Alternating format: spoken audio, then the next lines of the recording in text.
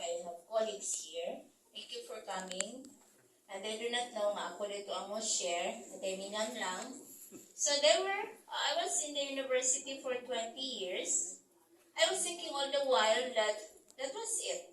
It was the end of me when I retired 2020 at the height of the pandemic. I retired, it's not because I am old, but I wanted something new. So 3 months I stayed in the house. 2021, another university hired me for the same position. And I was thinking na, my body is looking for that same pressure. Because, part ganina sa istorya, what causes you to get sick is stress. And if you are working and if you have a lot of responsibilities, di ka na mo malikayan ang stress. The moment you wake up, maski pa ikatulog mo ma-stress pa kang gawin ako na siya mong trabaho uling ka ugma. And all the deliverables. So I got sick. Ingon aron nga pizza last year, most of ito nagsugod ang akong sakit. I didn't know that I was diabetic. So there was accreditation and all preparations of documents, and those who are in the academy could relate to that. Plus, I also have consultancy because I am still the consultant for Mactan Cebu International Airport until now. So that's 2020 nag-start, so until now. And then, that was kinadaghanan nga i-deliver. Plus, ay may biostatistician niya. Daghan kay mga doctors na magpa-analyze sa ilang data. So, and all. Then, I did not know that I was that sick because I got very thin that time. Pero ang kong friends, nakikita na mo, nung sa mga kalisa, panikuyos man ka. And then I would tell them na, it's because pressure lang, because of stress. Na di lang kumukaon and all. But then, around this time, around this date, that's March 10 man ang mo accreditation, but it's 8, 9, and 10, 3 days, a lot of programs. I had folliculitis. You know what's folliculitis? Because I shaved my private parts because I do not want long hair si ate, so I want it short. So I shaved. And because it's a natural reaction that wala siya bugas. So it's natural for me 3 days after it will be gone. But it's not. The symptoms worsened, so the accreditation ended on the 10th. I contacted my friend doctor na, Doc, I have inflammation in my panty line and all, so and then she told me, it's folliculitis, so I give you this medicine, antibiotics. And then I had to take antibiotics right away. 2 days after, the symptoms worsened. It's not gone, hindi na ako makatulog. Sa kasakit. Ang gamay nga folliculitis, nahimo na din siyang hubag. And you know, that is very common. Sakit kayo ng hubag, hindi ko patulog until 2 o'clock. So, ingon na akong husband nga, mabuang na ko anak. Mabuang na ka anak mi. So, I had to see the doctor, Mactan doctors, I had to be checked there. And then, to cut the long story short, I had to be hospitalized. So I had a check-up on a Tuesday evening. I had to be operated Saturday. I was not operated right away because there is no vacant room. And I want to have a private room right away after the operation. It was a minor operation, but I had to have an epidural anesthesia. And when you're getting older, symptoms are there. The data that I analyzed on the medical doctor who is an anesthesiologist in UC Med, ang iyang symptoms nga gi-enumerate are the same symptoms that I experienced. Kanang kasukaon bitaw ka kay na pang anesthesia. Then my HbA1c, for those diabetic, it's not the fasting blood sugar that is the measure of how diabetic you are, but it is the hemoglobin A1c. That is the measure of your sugar content for the last 3 months. So, mine is 12.7. Meaning to say 12.7% of my red blood cells, my hemoglobin, is sugar-coated. And it is very dangerous. Because it's uncontrolled type 2 diabetes. The data that I analyzed from, because I am all over the hospitals, from Vicente Soto, na yung mga data sa mga doctors on HbA1c, seldom that I find 12.7 A1c for diabetics. So, but then a friend, doctor of mine told me na, it's okay, I will just treat you with this, and then insulin. So, I complied, I am compliant because I know that if you're compliant to medications, you can live longer. But then what happened to the operation site, the incision site, katong gikuhaan sa pus, it's not healing.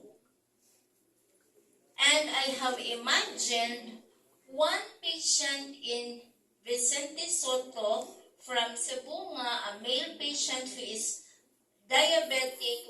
We saw how bad he is. He died because of septic shock. Sepsis naman siya, kaya naman siya hubag nga. Wala na mo giud. Kaya yun sa probinsya, may bawaan na diabetic, inan lang ka nga. Ay, gidautan, no? So, gibarang dito, diabetic na dito. So, even at so I was worried because, akong parents na namatay ko at 50 plus. So, I was thinking all the while nga, kung lifespan 50, nabigay siguro ko, no? But then, after mga almost 1 month na po nga nag-take antibiotics, there is no healing. Twice a week, I would visit the doctor na obligay niya to check on my wound. Huwag siya healing effect. Bisag nag-perilite pa po, women who give birth, you know what's perilite ka ng sugan. Para mauga. Huwag siya mauga. And it is very frustrating. Hindi naman ko kalakaw. Makalakaw ko magkaangkaang kasi may matuot sina magkaangkaang. Diba? No? So, medyo po makalakaw. Sunara ko sa balay. Di ko po palingkod kay, naman siya manggawas. So, I have to lie down. Then here comes, because the next person who is going to share is the one in ang iyang video, ang ako nakita first. And then, since it's very credible. The video is very credible. But then, since I have a very negative misconception about networking and all, lain ang akong perception. So, I shun it away. Although it's very credible, pero wala ko nito. But the next week, and then, kaya 1 month naman ko nag-antibiotics, sa ko infection. So, dakhan na sa kay nanubo ng infection on doon sa wound. Kaya ang antibiotics na cream, i-create na sa siya laing infection. So, na may amo ang president sa among university, ang nag-share lang kung ingon man nga ni take. So, that's the time that I believe na it's not the business, but it is the product. So, that was mga 9 o'clock. So, I told my husband na, tomorrow you have to buy. We will try. So, we did not have like this. He went right away to the office and bought the one set. So, because we are desperate of healing. And I am desperate of healing also. Because, you're not going to be, mag-unsa man na imong kwarta kon, mag-antos ka, diba? So, after a week. So, punong na itong akong antibiotics after a week of taking the pure tear. Ang ako ang samad, may tulungan to siya ka-incision size. Dako, nagkikay hupag. Nagkatag na gid siya. Ang tulong ka-incision sites, ni slowly ni QM. Nga wala na ko naghunad o bayabas, wala na ko nag-perilite. So, Maayo kay siya sa akua. Pero, kani po lagi, may pagka-researcher po ta, di ko ganahan po mang-share right away kung oras sa to akong ikapanghampog, di ba? Because some people would say nga, maybe there are other factors, not that. So there could be other confounding variables that might have caused the healing right away. So we have this in research, the confounding effects of some other variables. So I was thinking that there are other confounding variables. So I have to wait for 3 months. July, that's the 3rd month of taking the product. No exercise, kay ano magyapon ang akong work. Pagkamanta na ko sa buntag ng happy, and then later on, nag-good ko sa computer, kaya I have to analyze a lot of data. After 3 months, remember the 12.7 HbA1c, it lowers down to 6.584. And that, when ako exercise and when I read the literature about other medications na akong gitake, it will not drastically lower those without doing anything. So it's because of purity. So I am here not to brag what happened to me, but I would like to share with you that we have to take care of our health. And not only that, is ang akong migraine. Grabe kaya akong migraine. Kaduha na akong imnon nga pain reliever. Di na pwede na ko na usap 500 milligrams. Di na kaduot. So ngayon siya na kong inom 500 milligrams. Inikataod-taod, mayroon sa kong another 500. Magkukatulog. And then my husband has not long aduhan akong imnon. Either Ponsan 500 plus Dolphinal 500. Kung ano siya na ako, hindi lang na 1 time. Hindi kaugma pa. Mga 3 times or 4 times na po na mainom. Wow.